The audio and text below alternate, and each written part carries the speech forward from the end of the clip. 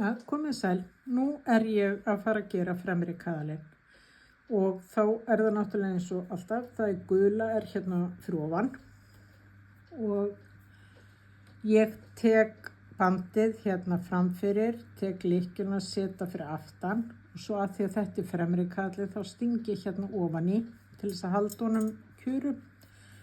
Svo tek ég lykkjurnar, þræði hérna upp 5 lykkjur af framstykkinu. 2, 4, 5. Hef bara prjónið hérna kjuran og svo tek ég hérna alltaf þetta.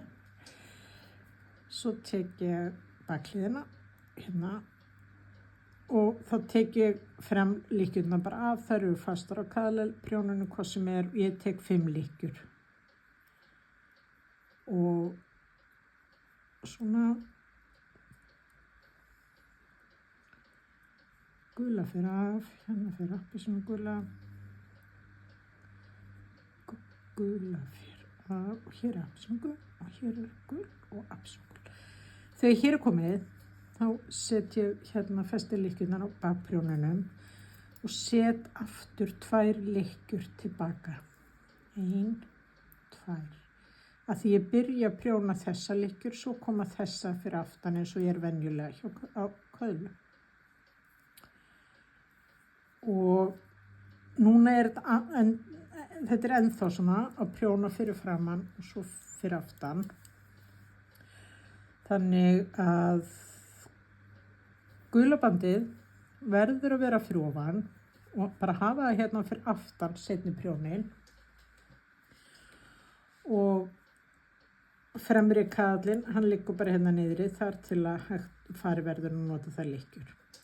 Svo tek ég gulu lykkjuna hérna af og fer hérna bakvið og sæki bandið, prjóna bara slétt og svo eina appelsínu gula hérna bakvið.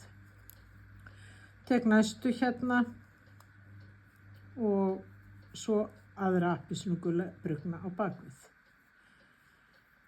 Og hér kemur þriðja,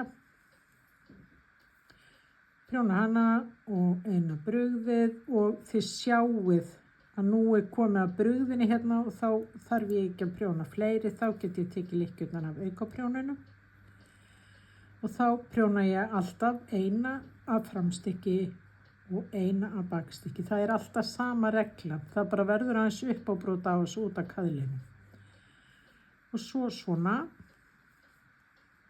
Svo tek ég þessa, svo tek ég hérna síðustu af kaðlaprjónunum og þá eru allar lykkjur búnar á kaðlaprjónunum og þá bara klárum við að prjóna prjónin.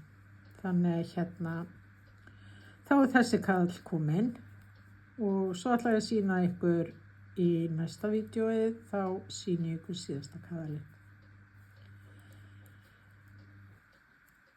Svona. Og prjóna síðustu lykkjuna með báðum öndum. Svona, þá lítur þetta svona út. Og ekkert aftan á nema bara slétta lykkjur.